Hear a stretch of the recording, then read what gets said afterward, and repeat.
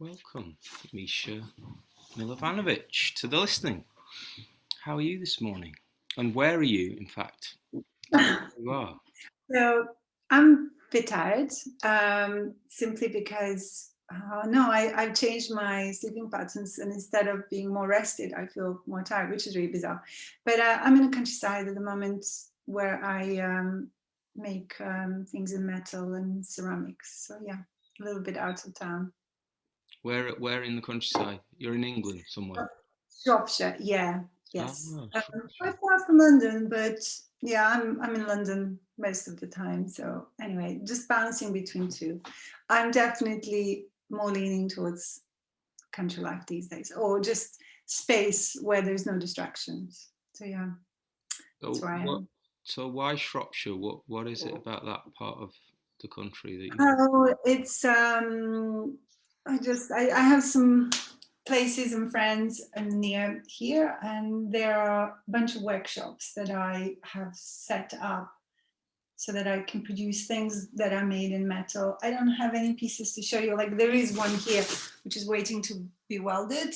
But yeah, the decision was made simply because anyway, it's a lot, really, really long story, not very interesting. It's to do with the economics of production of sculptures that it's just a little bit cheaper than being in London. So yeah, that's the reason why I'm here. And I also, my friend David, who lives nearby. So yeah, it's a very convenient place. Yeah, it's a workplace. I come here. It's a pure bubble of green and just very much. It's all about focus, no distractions, and there are plenty of animals. And I feel just yeah, it's worked out really well for the pandemic.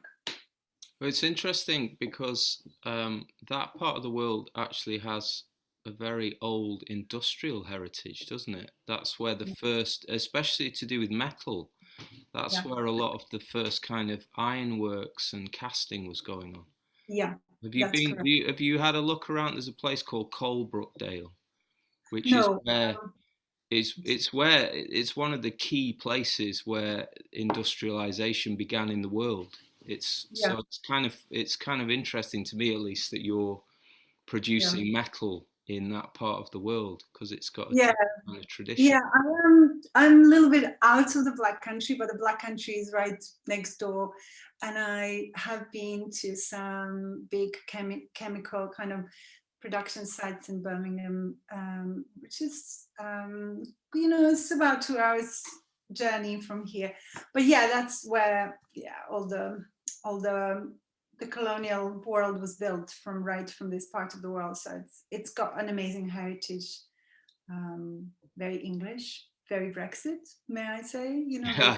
Well, conservative. that welcome to the countryside. Yeah, the cities Uh, are very left leaning and the country is very right. That's so it's always been like yeah, that.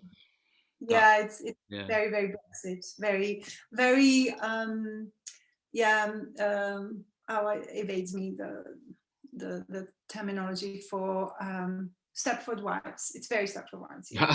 That as All well. the, Okay. all the loans are perfect. Yeah. There's just a lot of undercurrent, and I love fucking with that in my own way. But I just come and work. So Yeah. yeah, that's one.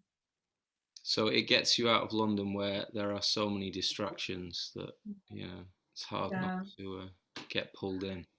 Where Well, yeah. you've been in London how long now? A long time. Here. Oh, in No, England. in London. In London. Yeah, I've been in London for 30 years. I've been in London longer than I lived in Serbia. So it's very, very, very strange. But as I think I might have shared this with you before, I don't belong in either places. So, I mean, I do and I don't, but that essence of where I belong is very, still kind of the jury's still out on that one. So do you get back to Serbia quite often then?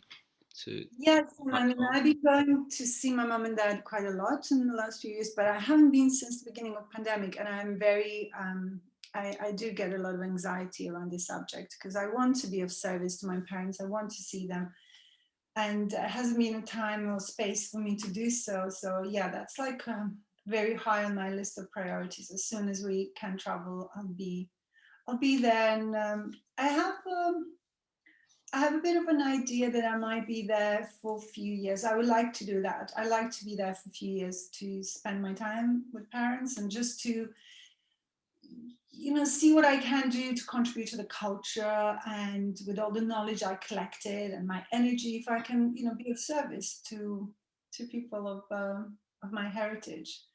And I mean that very, very sincerely. We'll see. So how is it over there? What's the sort of Yeah. what's the kind of state of things? Because I went there years ago now, and it was Yeah. just after NATO had been bombing it, and obviously, and then there's been you had the whole war and everything. I mean, but we're kind of a lot further on now than that. What's the sort of what's going on there? In terms of the I culture. mean, do you mind if we just not talk about this? Yeah. And the Sure. reason for this is, first, I would have to voice my opinions that are, not particularly kind of service. And second, we would have to go into politics. And Yeah. it, Let's not do that. Yeah. let's still, I love my country. I'm super proud to be Serbian. There's a lot of improvements to be done. And I think, without just saying closing, people have been really kind of stretched economically, and therefore, yeah, there's a certain sort of sense of survival that predominates communication and the way people go about every day, and that has an impact on, the sense of, well-being. So it's Yeah. a huge work It's in heavy. progress. However, what I would like to concentrate is, there are so many aspects to that culture that are very progressive and very, European, incredibly educated, really, yeah, just inspiring. So I'll focus on that. Yeah. Tell us about what you love about it, because that I'd be interested in that for sure. Yeah. So what bothers me is that, oh my God, there's a really cute squirrel kind of jumping around in the garden. What bothers me is that, the prevailing kind of cultural, um, heroes, of Kardashian kind of quality of, that's what I look at and see that people look at for influencing them to kind of be that way. And it's very, very different to how I was raised and where I grew up, which is all to do with, like, deep, you go in, you educate yourself, and then you create something that it comes from you. It's very unique. But maybe that comes from the time that I was raised and in times I grew up. And you can relate to that, that sense of how music was when we were growing up, like listening to Smiths, to very independently minded creatives. That's all changed towards this very, in my opinion, I'm not saying this is what world is like, but that seems to be predominant kind of pop culture that people aspire to. And that's that sort of Kardashian sense of, like, glamour that's very alluring and very plastic, So I see that bothers me, that sort of makes me want to speak up. But at the same time, I don't have a solution. So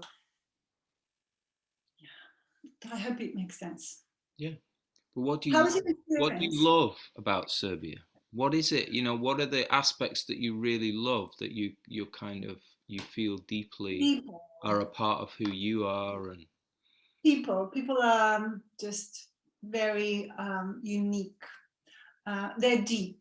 I would like to ask you what your experiences were. So I love the deepness. Obviously, I love my cousins, relatives, my mom and dad, because they raised me, and, I do like the history that has brought all these incredibly, kind, like, architecturally we had so many changes, like from period to period, and they all somehow coexist together. And I love Belgrade because Belgrade is incredibly cosmopolitan.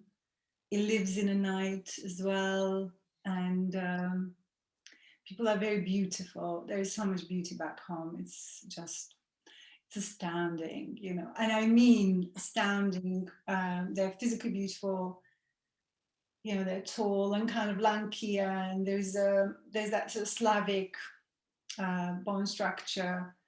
Um, yeah, I love. It takes me a bit of time to click when I'm back home, and very often as I'm leaving, I'm really, yeah, I mourn the kind of sense of loss, whereas I'm exiting and coming back to the northern territories, which are always a bit frosty and always a bit reserved. So yeah, like I am probably a really bad critic of my culture to myself and to my inner circle, but I will fiercely defend it because I'm fiercely proud of that made me who I am, you know, so I hope that makes sense.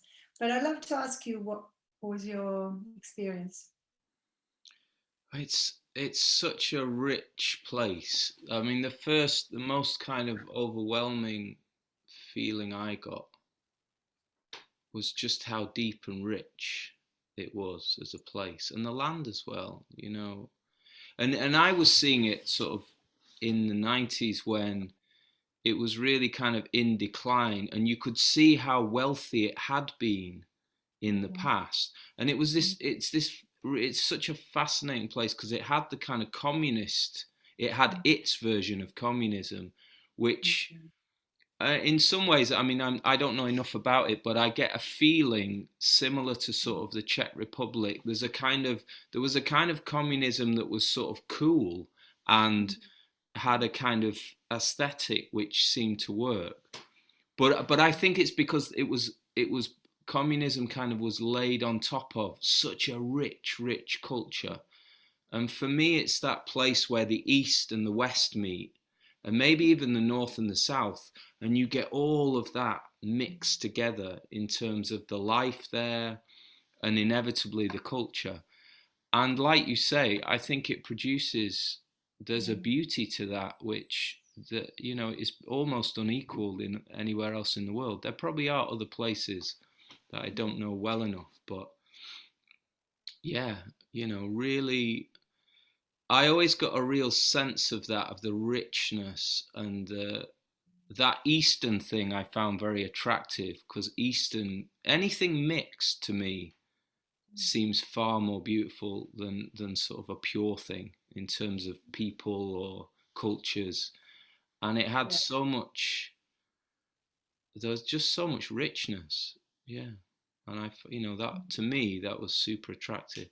And clearly the women, some of the most beautiful women on earth, I think, come from that part of the world. So yeah, It there you is very go. true. I think it's that mix of the conquest and the natives, and But also the shape constantly changing, and an insecurity because of where it is, and it's always it can't hold on to anything. And I think there's probably an element of that which has made it more creative and more beautiful, is because it couldn't get stuck or be conservative because people were always moving backwards and forwards through past empires would come and go. So there's all of that thrown into it, which just made it a fascinating place. And I could feel, even though I went in the winter, I could feel how fertile the land was. I'd love to see it in the summer and the spring when it's bursting, because I could you feel that even in the depths of winter. you go crazy I would. to I think I'd probably never come back. you go crazy because the Mm. nature is stunning, like beyond stunning, especially a part of Serbia where my father is from. It's called Shomaria, which is translation. the land of trees, because that's where the forests were. And so they, they got kind of chopped with the movement of people coming through. But it's still very hilly and very woodlands and forests.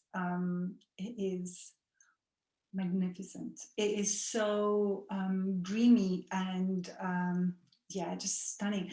And the beauty of the communism, those 60 years that they ruled, they didn't do the kind of massive highways or big shopping malls. This is all coming now, hence what I was referring to Kardashianization.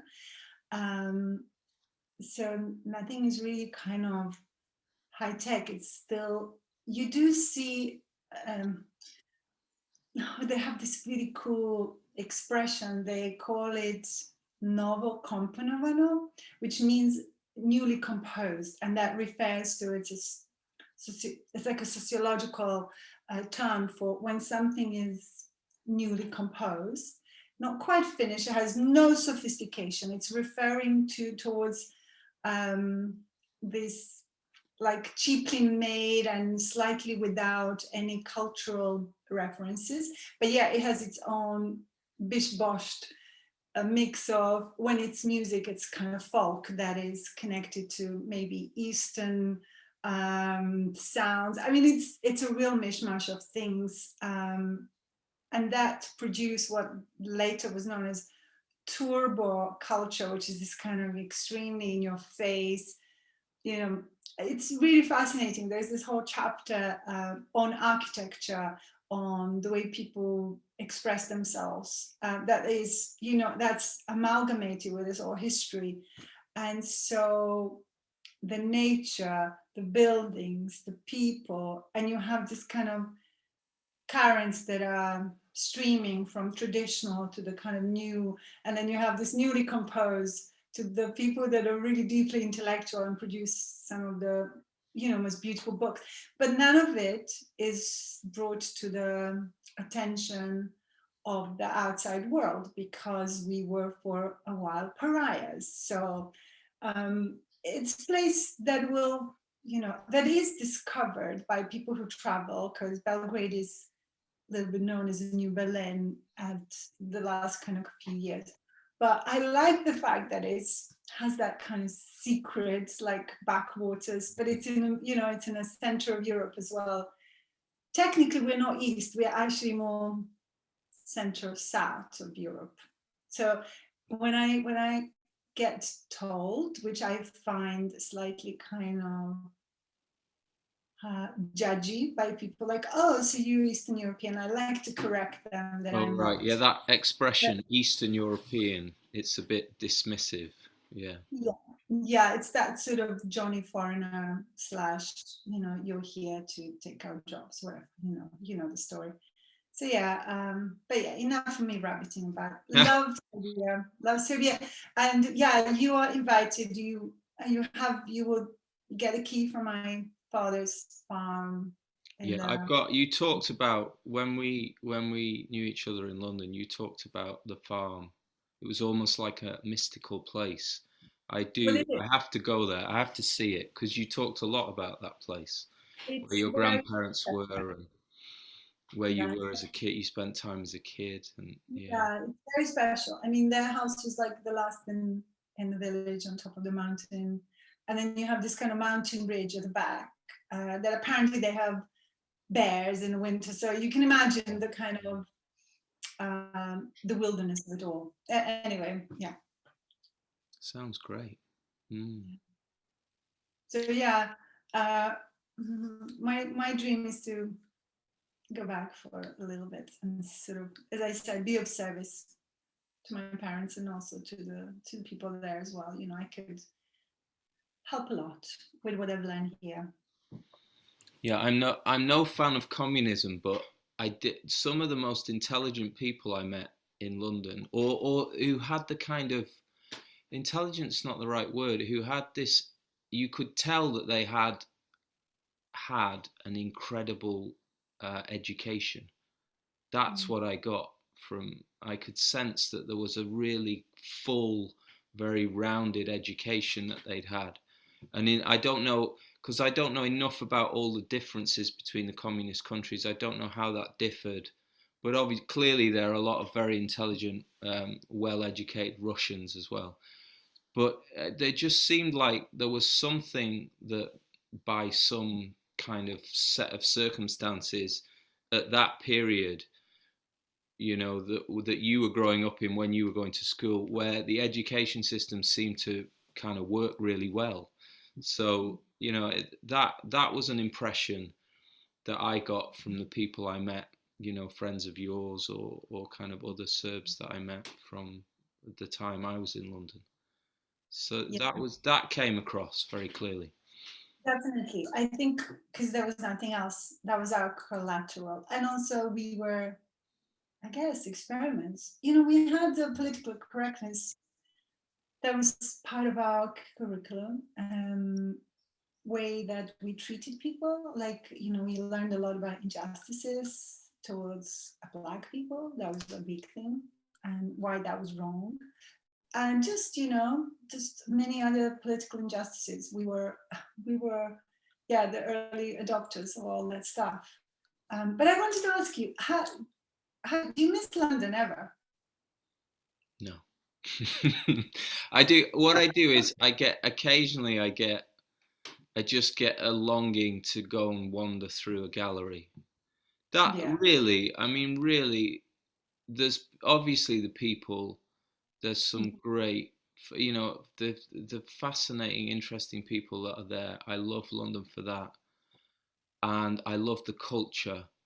But everything else is just a low quality of life for me. I'm a nature person. I love the land, so it's very hard to be in that environment without just noticing how dirty, polluted, unhealthy, how manic, how in their heads everybody is. So that, it's not a place I'd ever want to live. But I do think I'd like to spend more time visiting now, because I'm coming out of a sort of retreat from the world, and I do want to sort of connect with the culture a bit more.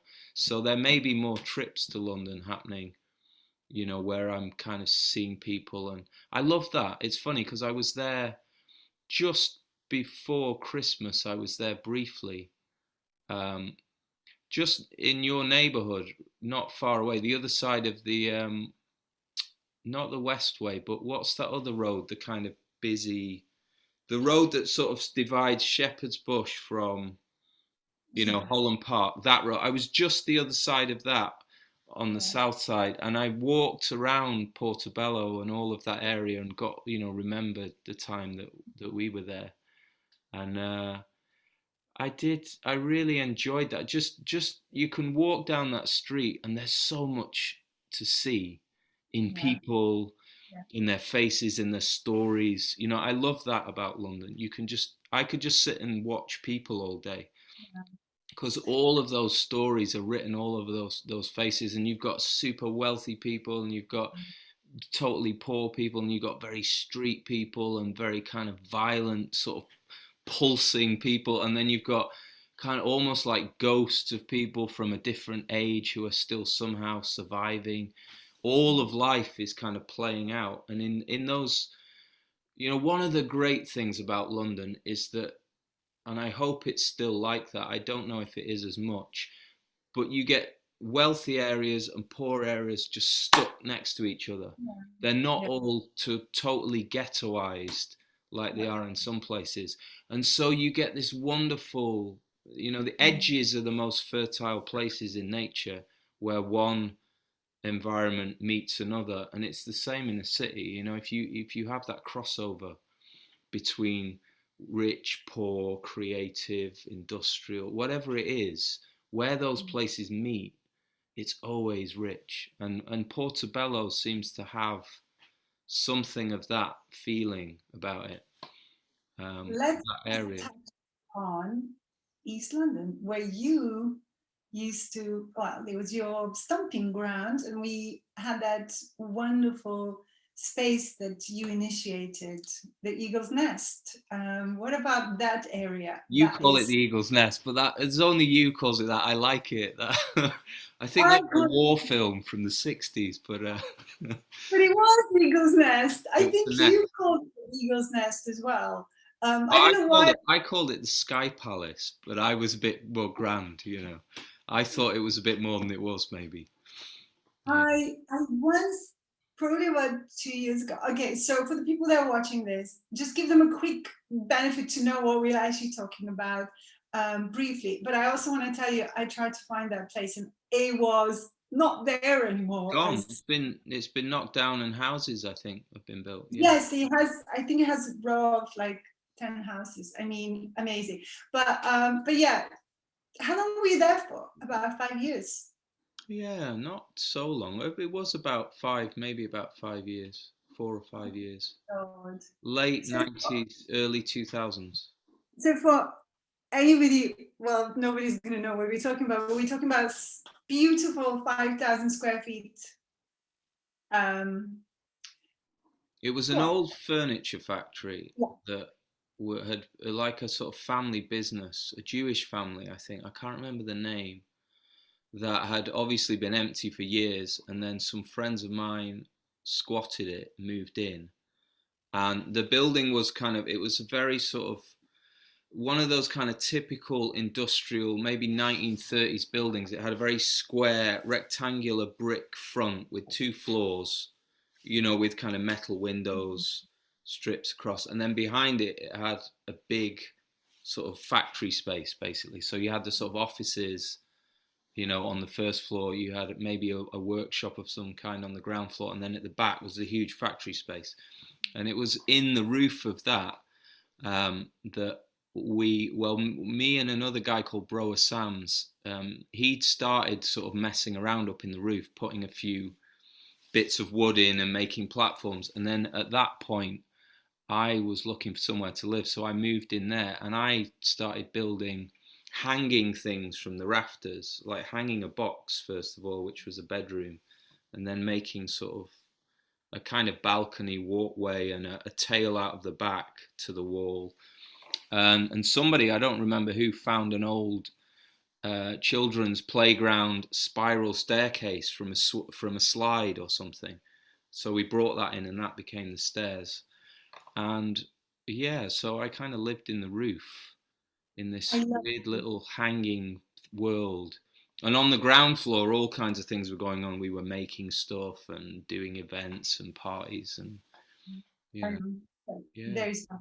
Do you have any photos? What's One or two, but I am the worst person for recording. I was never very good at, I just wasn't interested in taking pictures. So I made so many things in my life that there's no record of, because often I would also just dismantle or destroy or turn them into something else. But I might have one or two pictures from that time. But maybe they're on negatives. You know, I don't have actual prints or anything.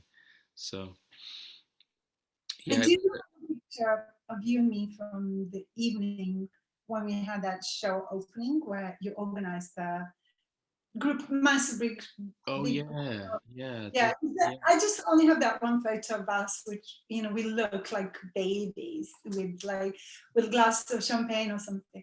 And but I remember that show, and I remember so much fun, and remember Isidora's wonderful sushi, the food art corner, and band playing, and I just, yeah, it was fabulous. It was fabulous times. And I remember the market, when you and I went sort of shopping to a local Tesco's, I think. And then years Well later, it was Street. like, It's sorry, Well Street. It's Well Street. It's the first. That was where the first ever Tesco was. yeah, it That was little scary. shop was the original Tesco, apparently. It was, yeah, that is the original Tesco's, Hmm. and it was scary. It was like the whole neighborhood was really, I mean, it was friendly, but it was a bit scary Well, because it, you were a West End uptown girl, weren't you? So you know it was the rough and ready East End, which then was very rough and ready. I mean, less so now, I imagine, but I would yeah. say it just looked rough, but it wasn't. But it looked rough because it was, to me, it was really Dickensian, and also um, the is it the market of Whitechapel where you lived as well for a period of Brick time. Lane. Yeah, I mean, Brick Lane is to this day is quite Dickensian still. A lot of England is in the mentality quite Dickensian. But yeah, so I just wanted to go down memory lane because those were really fun days. We were very young and just starting. Yeah, but East London was, you were able to squat. You had quite a few interesting places you lived in. Yeah, I really moved around quite a lot in that time. I mean, I Yeah. did. I sort of went all over north, south, east, west, but mostly it was in the east because that obviously that was the most interesting place to be at that time. We're talking about the end of the 90s and Yeah. into 2000. So there was a lot of really interesting stuff going on, and there were enough empty buildings then because it hadn't been all swallowed up by developers. That was happening at that point. Shoreditch was, when we were on Brick Lane, Shoreditch was starting to be eaten up by the big estate agents, but there were still people, living in incredible spaces, old sort of brick factory spaces.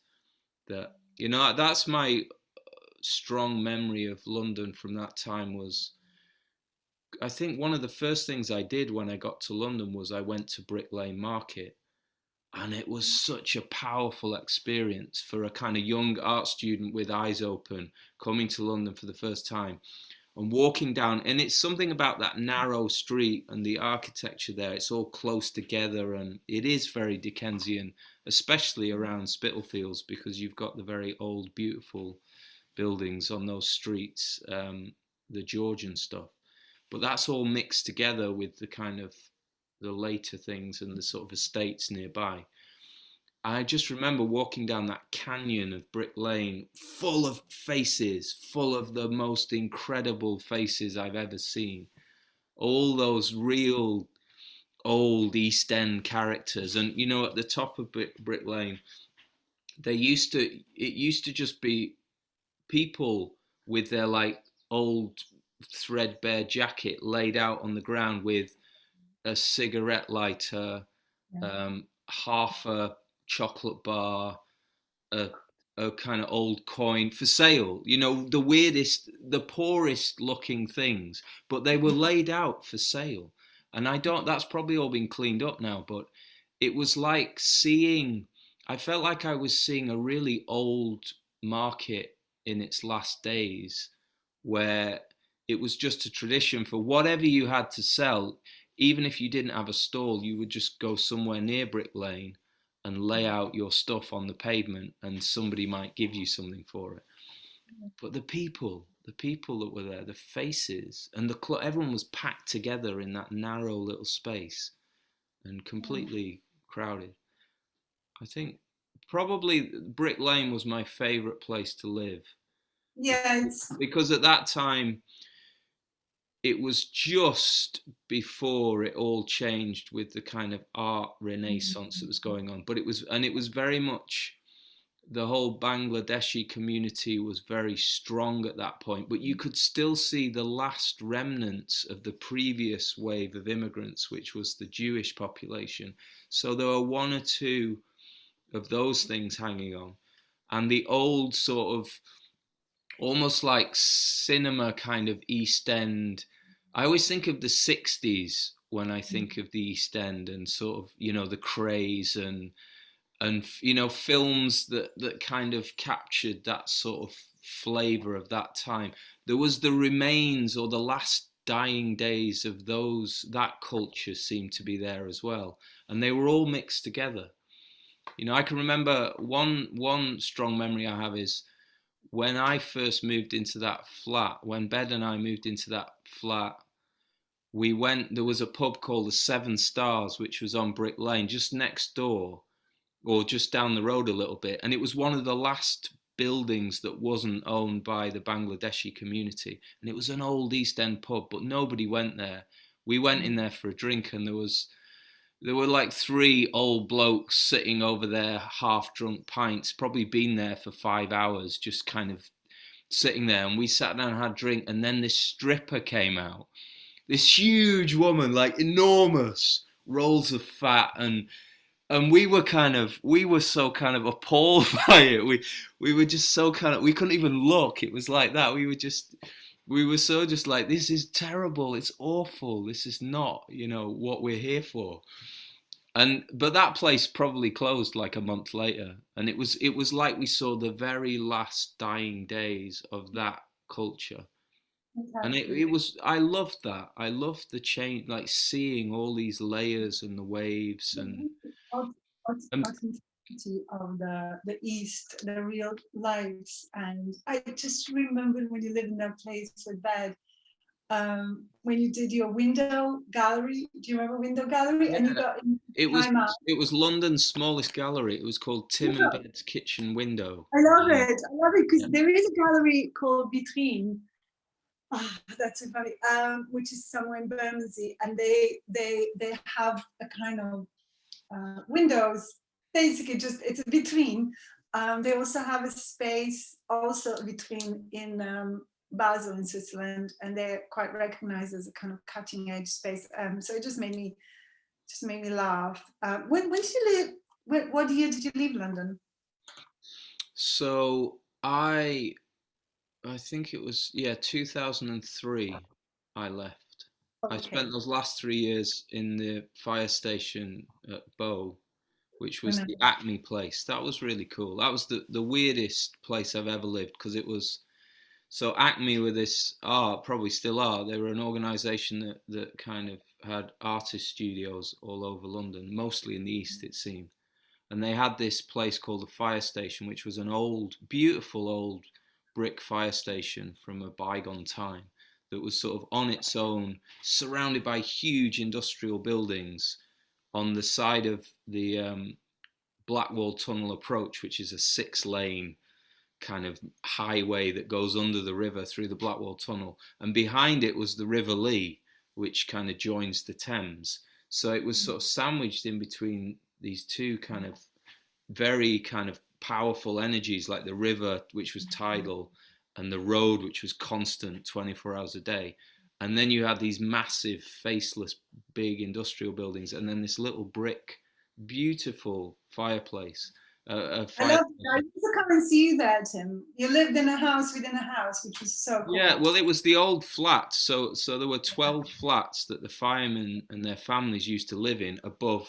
Yeah, and You, they turned it into an artist kind of residency place. you remember when we went to Canada and we stayed with the parents of one of your Oh, yeah, friends? yeah. Lived like Oh my God, like two what's the doors name? from I've them. forgotten her name. But yeah, we We went to visit. went to the Honey Harbor Islands and stayed with her dad, who drove us on his stainless steel speedboat all around the lakes. It was some, but I just remembered that that person, that friend of yours. Elizabeth. Elizabeth Lemoyne, I think she was called. Yes, fantastic, lovely person, and Yeah. yeah, she kindly gave you her parents' number, and we went stayed with them for like I think for a weekend. But yeah, I do remember that place, and I remember coming to see you, visit you there, and you had very beautiful garden with your herbs and your plants outside that just was so very much loved and tended to, and I think this was kind of your um, between coming out of London and getting back into the nature, your preparation period where Absolutely. Well, really, there's a great story there because so I was growing trees from seed in little plant pots on my roof terrace at the back in the most urban place I've ever lived. And just up the road is the M11, which leaves London and heads east into Norfolk, which is where I've ended up. And now, funnily enough, I was talking to a friend of mine this morning, telling him about the small woodland at the top of the field here. I've got an orchard field that I'm turning into a forest garden. But at the top of the field is a shelter belt of trees that are all those trees I grew in pots from seed. And now they're trees. It's 20 years on, and they're huge trees. So You know, I remember the day that I put all those trees on the roof rack of my Land Rover and drove out of London up to Norfolk, and then I planted them in the ground here. So So yeah, it sweet. was. And It so, was. I didn't know it at the time. I didn't even know why I was doing it because I was fascinated by obviously the germination of seeds, but I yeah. had no idea that that would be a place, a woodland in Norfolk one day. And That's now a it very is. beautiful story, and I'm so happy to see them and remember them in little pots. And they look so nice because you sort of layer them in steps. They were like, just yeah, you got a touch, and you're very good with natural things and organic things and woods. So it was it made a lot of sense for you to yeah just exit into nature where you be more harmonized. I think that was to me felt that you were sort of looking for that sense of yeah just the equilibrium, your sort of physical and your mental space. So yeah, and 20 years on, what are your pluses and what are your minuses in terms of living where you are, and are you making art? Yeah, well, yes. I mean, I've always been. In a way, here's the thing. I think my art has been this whole life I've been living for the last 20 years. That has been the artwork. It's been a kind of collaboration with a piece of land.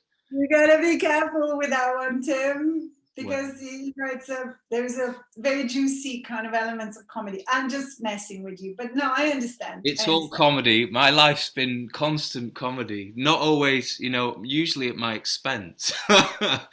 Not I haven't been laughing through much of it, but definitely there's comedy in it. Remember the jazz critic from that comedy show we used to watch? The jazz critic who would come and go, jazz. Oh yeah. Oh, What was okay, what I'll was? find it, send it to you. You will remember No, I it. do, I do remember the one. I'm trying to think of the program, but I do remember the one. Yeah. Anyway, I was about to play the art critic based on a jazz critic, but never mind. Please, I'm just messing with you. I'm very curious. So this whole journey, looking back at it, you see it as a bit of a, and over to you. You were saying. Yeah, I was basically in retreat. That's what I was doing. London. I got so overwhelmed by London. Um, I think because London is about fame and fortune, and I didn't. I was trying to change the world naively. I was trying to sort of bring down capitalism or something like that with art. That's how naive I was, and how kind of sort of earnest about it.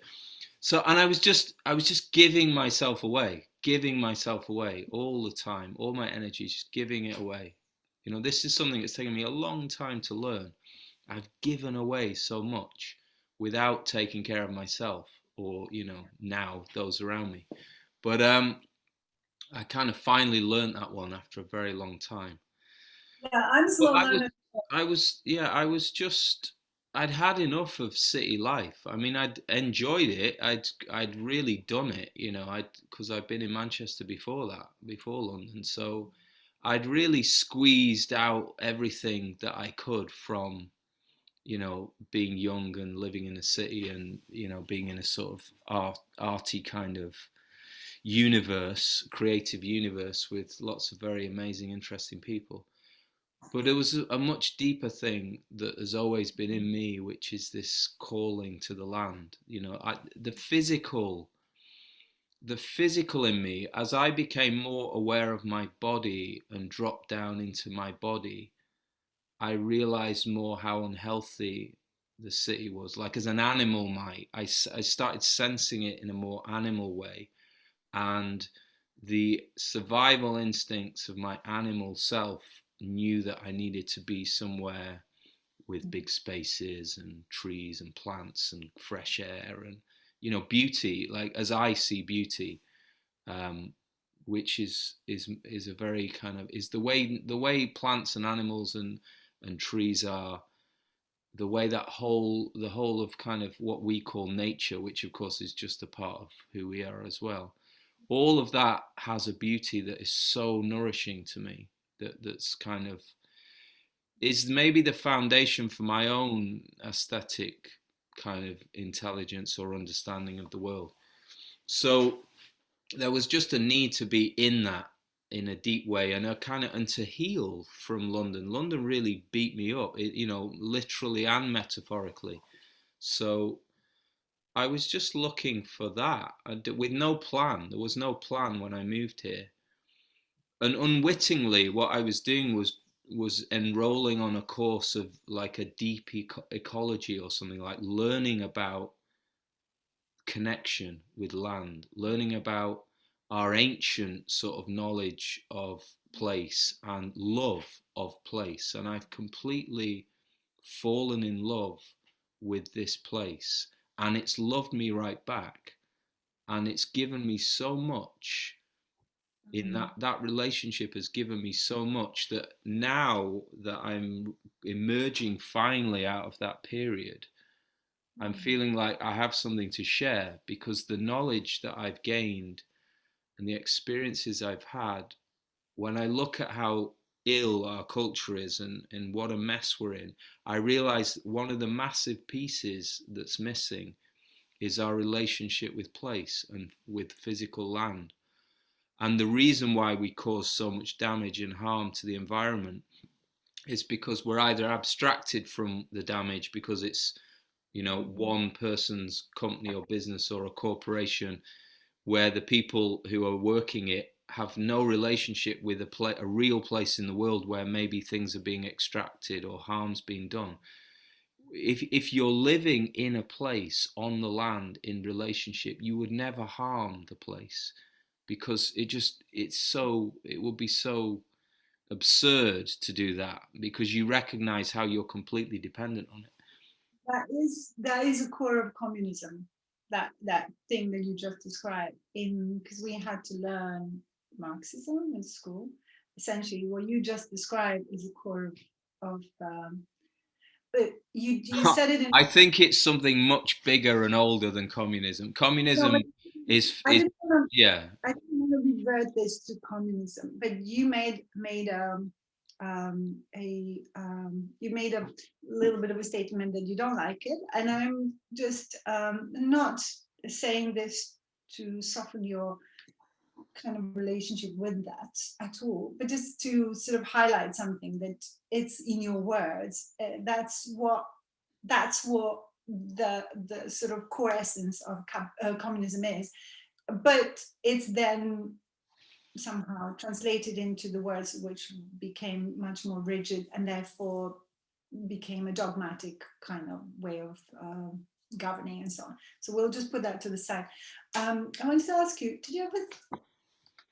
have you ever thought of maybe becoming a therapist? When I finally finish my own lifetime of therapy, maybe. No. Well, I think there's definitely, because I've done so much. I've done so many different things with some great teachers, both healers, therapists, personal development mentors, creative practitioners, well-being practitioners, a whole range of people. Because we had a venue in the woods called the Clearing that ran for quite a few years, where we did workshops with all different kinds of people on the land doing different sort of activities. I've picked up so many learnings and from that, on that process, that I am kind of developing uh, some kind of practice that's to do with connecting with the land, that has a sort of therapeutic healing element to it. But it's very much, this is something in the early stages. But there will be something like that. But it's not just therapy, because it's also creative. It's also about personal growth. It's also about well-being. So it's more of a kind of holistic thing, in that it combines a lot of different fields of practice or interest, but ties them all together within our sort of harmonized self, mind, body, heart, soul, and the land, the living land, and that relationship. So all of that together is something that I think will start to emerge in the coming years. But before that, I've got a more kind of practical thing that I'm doing, which is a forest garden project that I'm starting here, or not really starting because I've already got this orchard that's been there for 15 years, but I'm kind of transforming that into a forest garden. So that my energy is going to go into that primarily, but out of that will probably come these kind of courses and workshops that I might do further Yeah, down the line. it really sounds wonderful. I would love to know and be part of it, in even if I was just helping you spread the word. You made me think about Joseph Campbell, who I've Mm. been visiting in the last couple of weeks actually, and just got a book called Goddess. Have you ever come across it? Not Goddess. No, I know his book, The Hero with a Thousand Faces, and I've seen a lot of his programs that he did. Was such a wonderful human being. And, one of the pioneers of realizing that all of the world's kind of cultures and mythologies are all related and they all point to similar things. There is this kind of collective archetypal knowledge that all cultures, even if they've manifested in a very different looking way on the surface, some of the key foundational aspects of each culture are exactly the same wherever it is in the world at whatever time. And he was one of the first people to sort of really make that visible to the wider population. Obviously in his kind of academic realm it was more known, but yeah, so he's a wonderful person. I love his work, and such a beautiful soul. One of those people that when you see him or hear him talk, you just wish that you could kind of hang out with him, you know very Definitely. grandfatherly, Yeah, joyful. we're blessing for all of us to have had that, that presence that has left all the material for us to sort of like, bathe in. And in recent years, I have learned this really quite valuable, I would say, notion that so you have your biological parents, but you also can have your well, if I say spiritual parents, it sounds really quite sort of, dare I say, pretentious or wanky, but I mean that very sincerely, without pretentiousness, that you can have your parents and your grandparents that they're not blood related. And in a way, for me, Joseph Campbell is something like that, a little bit of a kind of like an uncle, cousin, grandfather figure that I relate to spiritually. I'm reading this really, or listening to this really cool book called Complex PTSD. And yeah, and it's one of the chapters talks about relational healing, and relational healing could be not just the relationships between people, but could be with animals, plants, and living objects, and this idea of adopting strong figures that come from either literature or people who inspire us and give us that role modeling. So yeah, Joseph Campbell for sure for me is one of these people. So yeah, he's on my list of cousins. Yeah, that's an interesting kind of technique, that to have those allies, because we all do it kind of unconsciously anyway. So if you think about, say, a film that you really love and one of the characters that you really relate to, we people tend to do that. And often the reason why we're drawn to somebody is because they're they're kind of either living or illustrating a part of ourselves that's either not been fully expressed yet, or it's been buried in some way. In the negative sense, if you react very strongly to somebody that you really dislike, it's probably because there's something in you that's been pushed down, that hasn't been allowed to kind of integrate in a healthy way. So it's a great technique to find these allies and inspiring people, and to sort of, even if they're dead and they're characters, to sort of bring them into your awareness, or watch the film or read the book, and kind of, even draw. I have conversations with people like that where I might think, okay, I'll ask this person for some help or advice, or what would they do. I might imagine, what would that person do in this situation, and then they become this kind of, you can almost like become them in Mm. yourself to sort of deal with something or engage in a certain way. And I think Yeah, that's such a powerful it tool, makes a lot of really. sense to Yeah. sort of channel that energy of mentorship, because it's there. It's like somebody once told me a long time ago. I don't really remember exactly the way the conversation went, but it was to do with this idea that there is a library of knowledge and it's kind of in the cloud, but not like a computer cloud. It's sort of, it's the knowledge where all the knowledge goes, and it's a big library that, all the historical questions and notions that people are continuously going and searching for and trying to find this truth and maybe even the reason why we're here, that it's kind of stored in this cloud. This person's very just they were very real. There was nothing kind of hoity-toity about them. And I just like this idea that if I ever need a guidance, I can kind of tap into that library. Because it's a library, it's books. It's not religious teachings only, but it's also Joseph Campbell is in this library as well. So I can ask the guidance. And the very often is the thing of like the higher power in a way. It gives you it in yourself what the right journey is when you open up and align to it. But it takes a long time to align because as you grow up, you get sort of wired to be a certain way, and then your thought process becomes very repetitive because you're used to feeling a certain way, and therefore it takes a very long time to break through and ask for help from the right people, because that's the journey really of life, Mm. is sort of almost finding yourself in a way and being in that zone where you're comfortable and healthy with yourself. But it takes time to realize that and to heal that and to kind of continue to thrive through that as well. So yeah.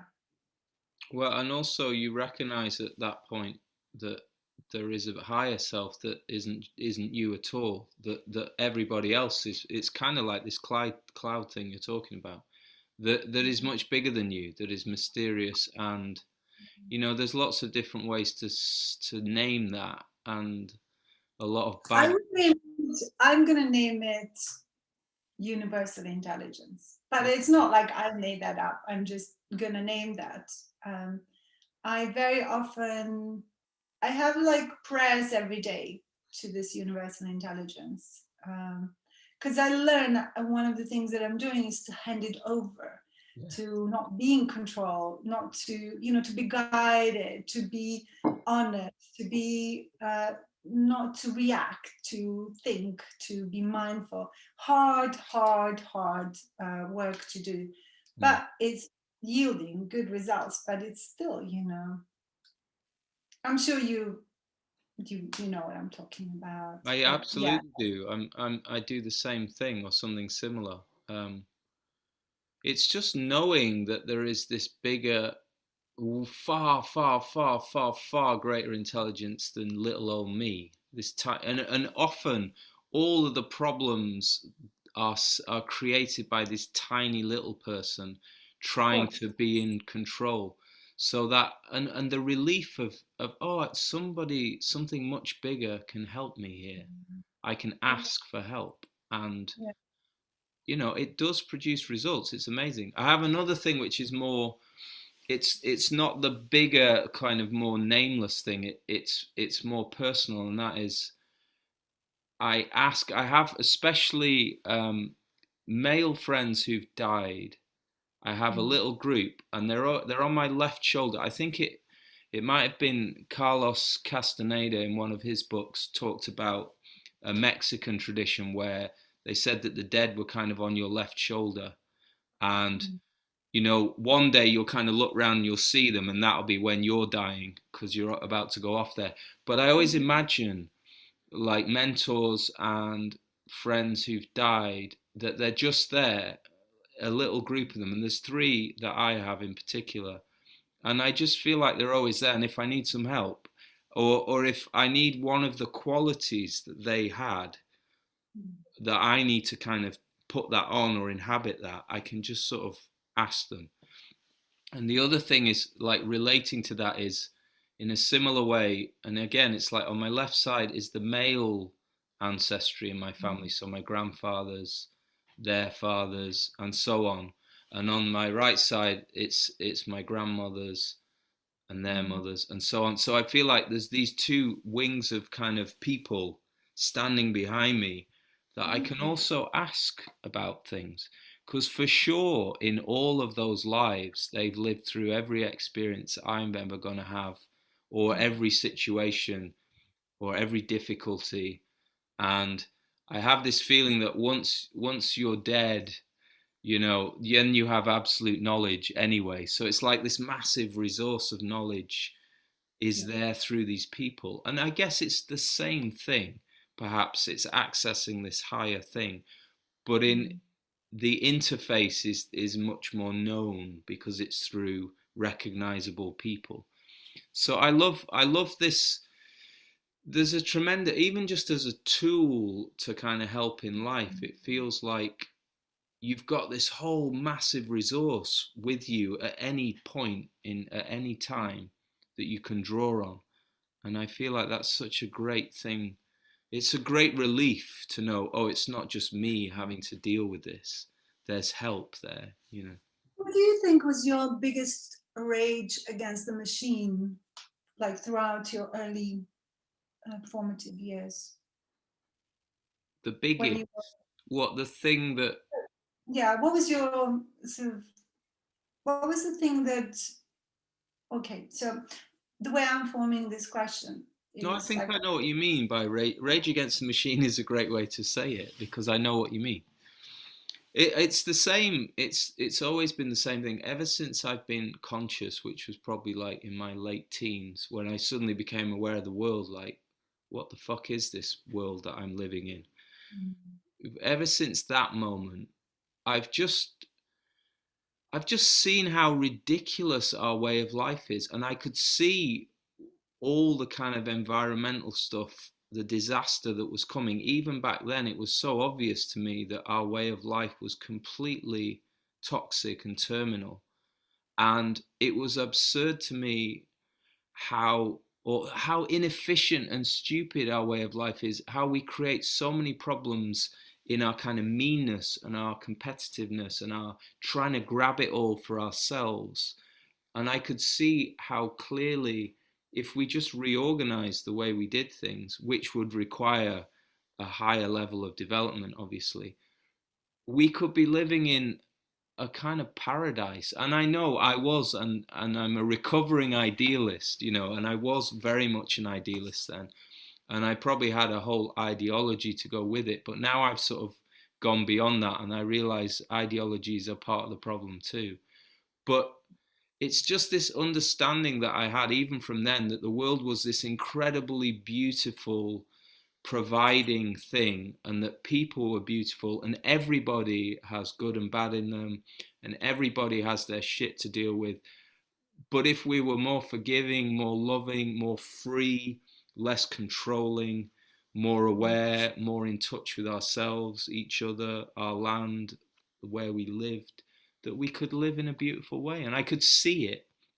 And so my biggest rage was, why can't everybody else see this? And why aren't they doing something about it? That was my big rage. But I've mellowed, and the sort of lesson of, there is a great wisdom that the world is perfect as it is with all its bullshit. And, so there's so many different levels and layers to look at this through that I recognize also my kind of very simplistic thinking as a young man.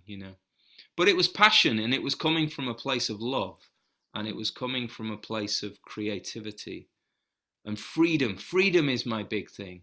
I just feel like anything that controls, that limits freedom, is the enemy of life. I really do. I feel like you need to give people the freedom to be and make the right choices, and you need to give them the support and environment in which they can flourish. If you take care of that, you'll take care of all the other problems. Give people what they need, give them the love, the opportunity, the resources, and the independence and the tools to be independent and skillful, and let them free, and they will create incredible beauty in the world in whatever field they're interested in. So I don't know if I answered your rage against the machine question. Yeah. Some of it. Yes, you have. I Hey Misha, do you remember yeah, this? I've started wearing this recently again. I do remember it. So this is an old or a silver Russian wedding ring that you found on Portobello Road and gave me about 25 years ago. And I didn't Oh, have it on for years, and I think I'd lost it, and then I found it again about 2 years ago or a year and a half ago, and I've been wearing it all the time. It's my little bit of London glamour to remind me that that's a part of me as well when I'm in the countryside. Look, all the dirt in my nails. It's oh, it's just that little bit of that to that's remind so me. that's so sweet. I thought it was something that you built, that you made, because you made your wedding ring. Yeah, no, it is. Yeah, How old are your girls now? 12 and 8. Oh my God, I know. that's a very special and beautiful and joyful age, because soon you will lose them because they will Well, be teenagers. Grace, who's 12, she's already pretty much independent and gone now. So it's mostly Lila, I think, who's still there's a golden period now with Lila because we have quite a strong connection anyway. We're both very tactile, physical people. You know, we like to touch and hug, and she's so good for me because she's just joy. Her natural state is joy. She just bubbles life. And I need to be around someone like that because I'm not naturally like that. So it's a great, she reminds me constantly just Wonderful. of the joy of being alive, even though she drives me nuts because she constantly talks. You know, she never stops talking. From the moment she wakes up, she's just on her monologue for the day. Whether or not there's anyone there, she'll still be talking. Maybe what she's trying to do is to engage you, to get that Always. connection of safety, and maybe that's what is happening. So perhaps you could do a little bit of workshop with her where you just look at each other without talking and give her that sense of like she doesn't need to talk. I'm advising you, that's not what I mean to do whatsoever. It's just that well, why am I doing? Why am I telling you that? It's none of my business. Well, maybe there's a sort of memory in yourself there, perhaps. I think there's something in what you're saying for sure, and that. Maybe that's why because like my mom does a lot of talking, and it's an avoidant tactic. I'm not saying that your daughter is avoidant because she's very young to be that, but maybe what I'm doing is trying to pass some of my experience so that my words will be of service. So when I say that, I'll explain so that you know that I'm not advising. My mom talks a lot, and I know that she wants to connect, but she doesn't know how to. So she will use the wall of words to talk, which gives an impression of connection. And all it does for me, it gives me a space where I'm like, I can't listen to this, it's meaningless, but I really understand what she's trying to do. So therefore I'm there because she's an old lady and I want to be of service. But I think with maybe somebody who's young, I would do it in a way that I'll give them that space that perhaps is needed so they feel safe and turn it into almost like a game. So yeah, that's maybe um, what I was trying to say. But It's definitely an attention thing so that she can feel like she's there. I almost feel like it's if she doesn't stop talking, she might cease to exist. It's something like that. It's like she needs to know that she's there or something. But what's I really interesting is that we've found this wonderful thing because she's quite musical. Mm. And we've got a piano here, and I put it in her room because I could see she was quite interested in the piano. And we've been playing. Also, she'll pick up a harmonica or something if I'm playing the guitar, and we'll play stuff together. And it's so beautiful because we connect really deeply Mm. emotionally through the heart, Yeah, yeah, through that's music. lovely. That's really And lovely. it's such a deep connection, and it's so Mm. she's so happy, and I'm so happy because one, there's nothing more wonderful than like playing music with someone and you connect, but to do it with your own like family, your own daughter, is such a beautiful thing for me. So we have this kind of mechanism where Yeah, we can have a real yeah, genuine deep connection, and also we do it, just physically, just kind of hanging out together. And she yeah. likes to be outside with me as well, like we're doing stuff in the garden, or she's quite hands on. I think she's kind of keen to learn some of the practical skills as well, like the making things. So I think when as she gets a bit older, she might get into that a little bit. And it's always, I mean, no. Interestingly, it's a traditional way that men and like fathers and sons might connect without words, without saying anything, is by doing something together, like making, building, working. Mm. But I feel like with her, that's something that we might do more of as well.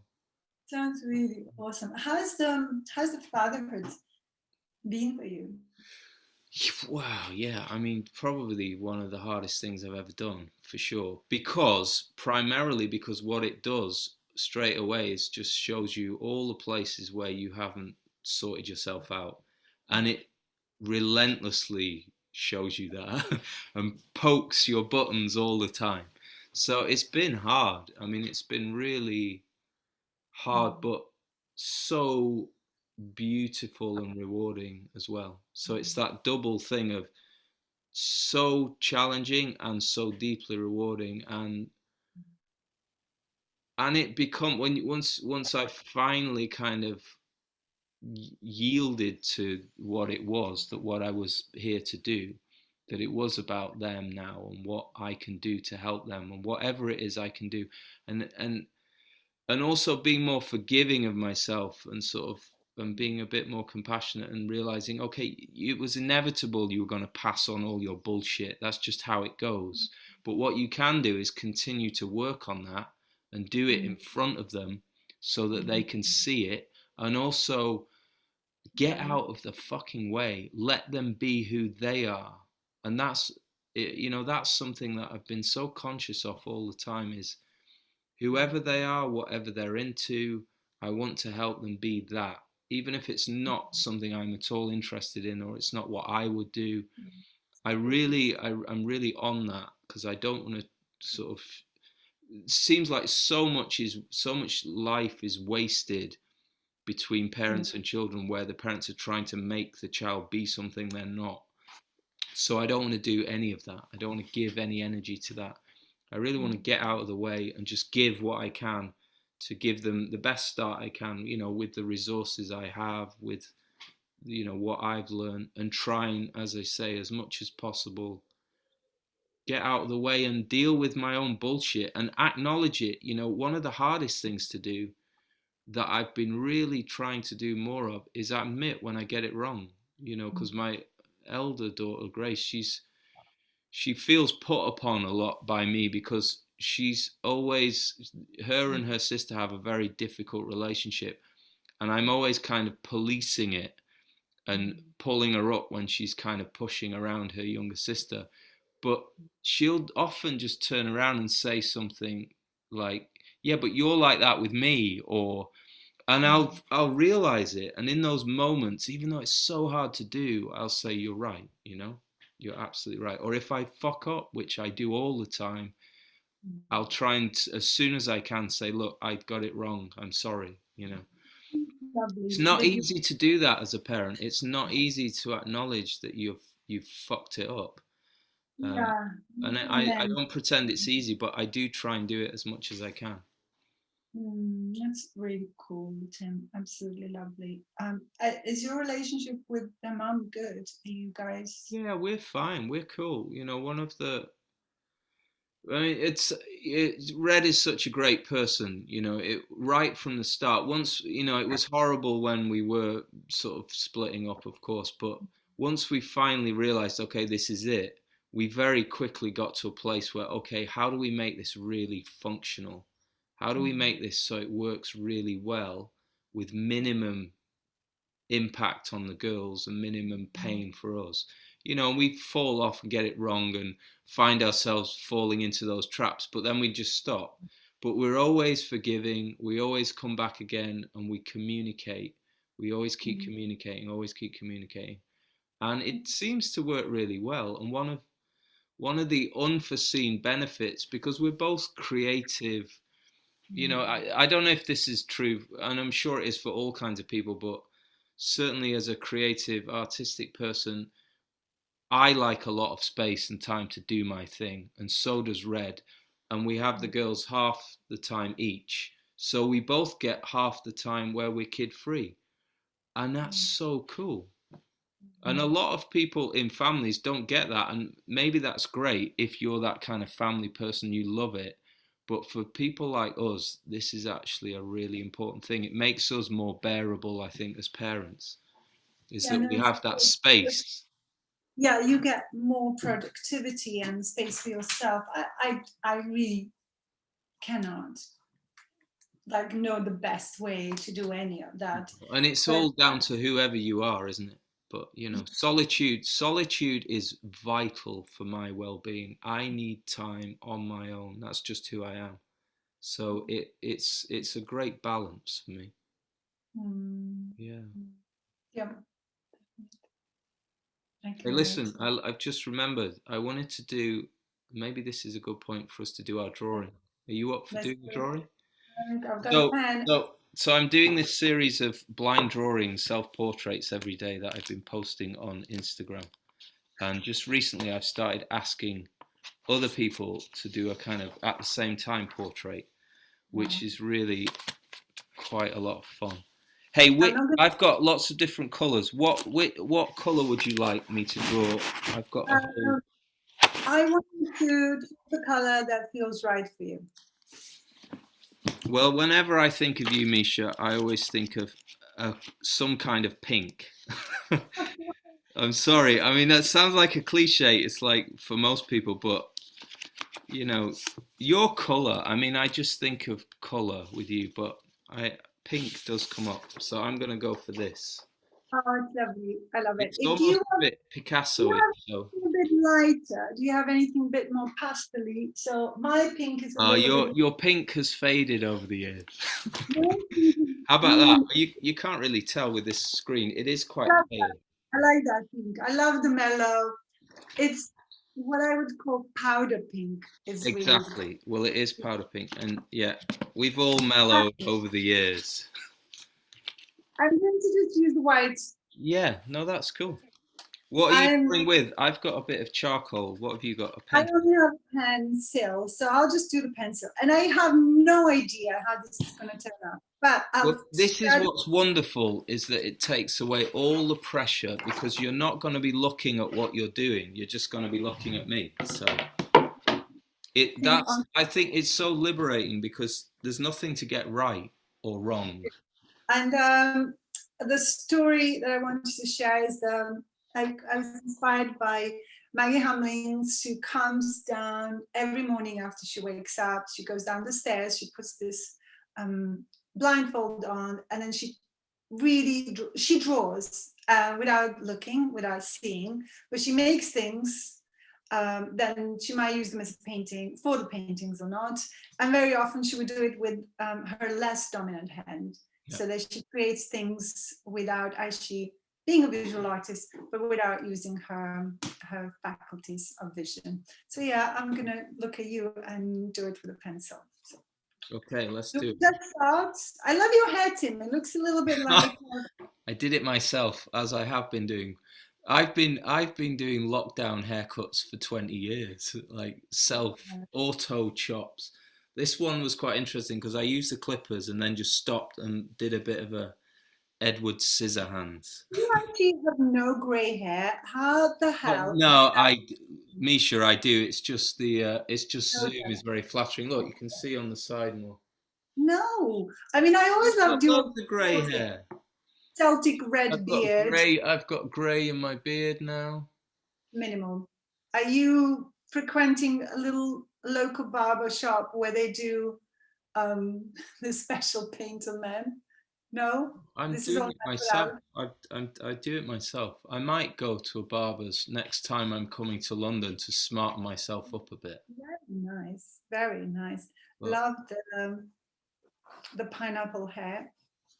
oh shit! You always Look, I'm so used to drawing myself every day. I started doing it again. Oh, shit! Right, I'm gonna get another piece of paper. I am basically making. You're looking. Oi! Stop looking. You're not supposed to be looking at what you're doing. Oh, sorry.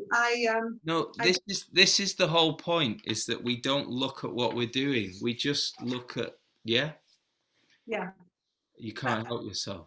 That's fine. No, it was automatic. I was Yeah, automatically. I'm watching you, so you can't look. Stop. I won't. I Give up promise. the control. There we go. No, Look. no. It's I'm so looking at interesting. myself actually on the screen, but now I'm looking at you. Right, look at me and don't look anywhere else. I am. It's just natural to do stuff like that. Tim, No, you're looking. question I wanted to ask you. Yeah. No, Mish, you're supposed to be looking at me and drawing me, but not looking at the page. I am. I'm trying. It's really difficult. Tim, have you been? Have you heard some really cool new music? Yeah, sort of. I don't know. I listen to stuff all the time on Spotify, but It's fine. I'm wondering how you can draw me without actually looking at me.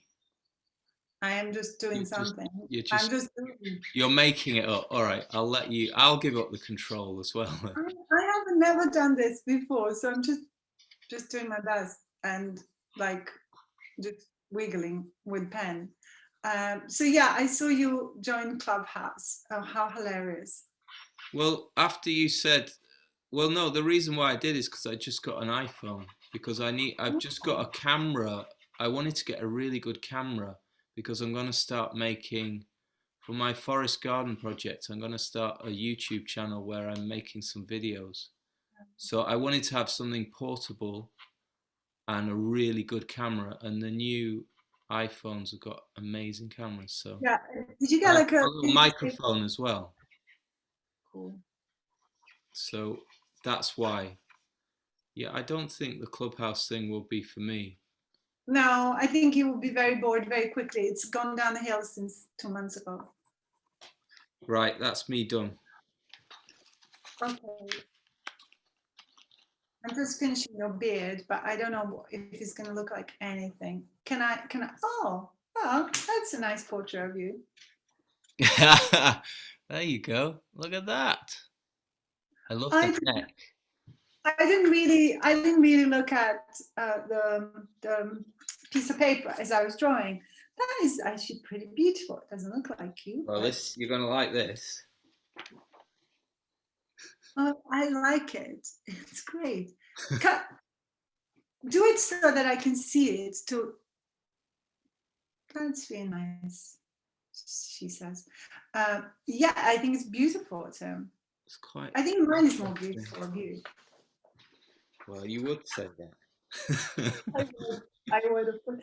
So I'm going to say, Tim, I might post you this. Shall I post you this? No, here's what we can do. Take a good clear photo of it and send it to me, and I'll do the same. And then I can put it in the post as well if you want it to your house. But I'll post it up on Instagram. So send me a good photo of it. I will. What date is it today? 20? I think 30th. But oh no, it can't be 30th. Is it 30th? It's the end of April. Oh my God, today's 30th. That's great. 30th, 04. 2020. I will send you a nice picture a little bit later on.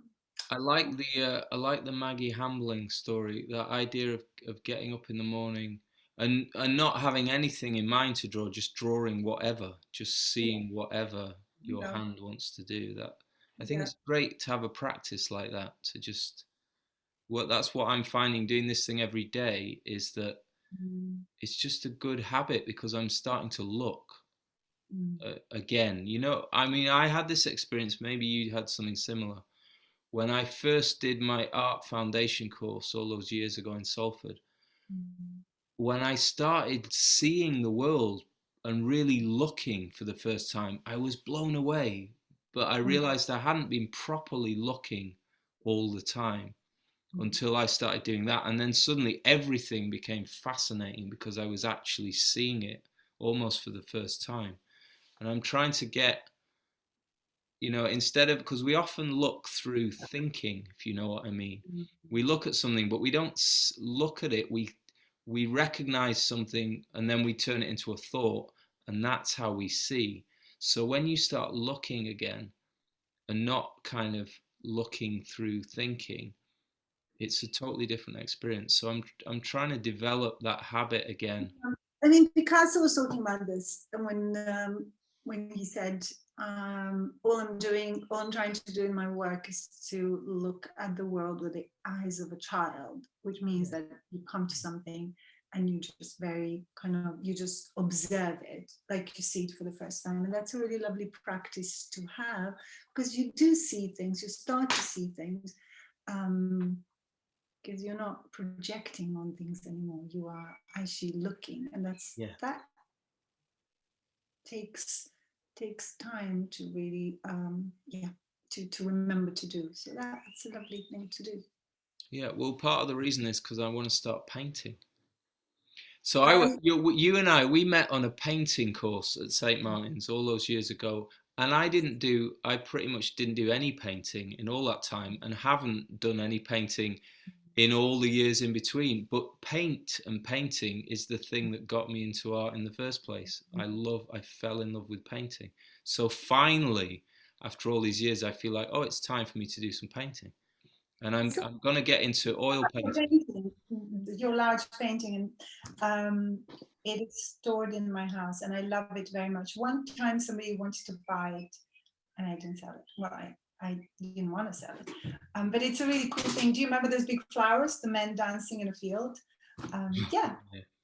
can't wait to see some of your work. Well, it won't look like that. I know that for sure. It's going to be quite different, but it's just so exciting to. I mean, as speaking to someone who has painted, you've painted a lot in your time.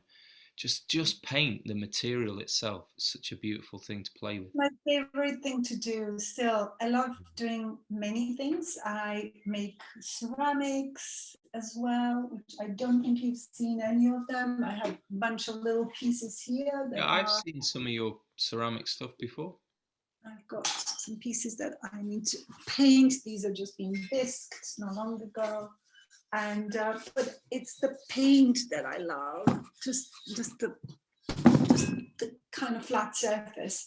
I could paint walls all day long. I'm happy. It's the action of painting. I think to me is the closest to real kind of sense of alignment that I need to function very well. It is to do with actually painting. It's actually physical paint because I've noticed when I paint walls, I'm also very happy. Yeah. No, It's bizarre. I'm the same. I'm the same. There's something about the substance. There's something about the way it moves around. There's something so sensual about it that I love. It's a really sensual thing for me. It's very, yeah. It's just it's there's a kind of bliss that comes from Totally. just I messing with. Yeah. absolutely agree, my friend. I'm going to have to go soon. Yeah, no, we're done. This is us. That was great. Thank you very Oh, much. oh, you're very welcome. I'm sorry, just sorry for you having Don't to tell wait on that. Sorry for my headache. And I hope you got something from this that you can use. And if you don't use, I'm totally happy. This is lovely just to connect and to just do this, like just Yeah. talk to each other. Well, we'll do it again soon. I'm looking forward to it. And let's not record next time so we can just be us. Well, I was being me anyway. I No, think you were too, but I know what you mean. Yeah, we can do that. what I'm saying is that there are things I want to talk to you, but I don't want them recorded simply Sure. because Yeah. I want to tell you where I am in the recovery work that I'm doing. And I just don't, that doesn't need to be recorded. It's Well, just, let's do that soon then. I'm happy to do that anytime. I will text you on Telegram, which is our preferred way of communicating. I'm just laughing because there's so many ways of communicating with people, and I've missed your text just because I haven't looked at that Yeah, I know. portal. It's crazy. Give me about 2 weeks, and we'll come back. And I want to talk about some things that are developmental. So yeah. Okay. Well, I'll stop this recording now. So goodbye.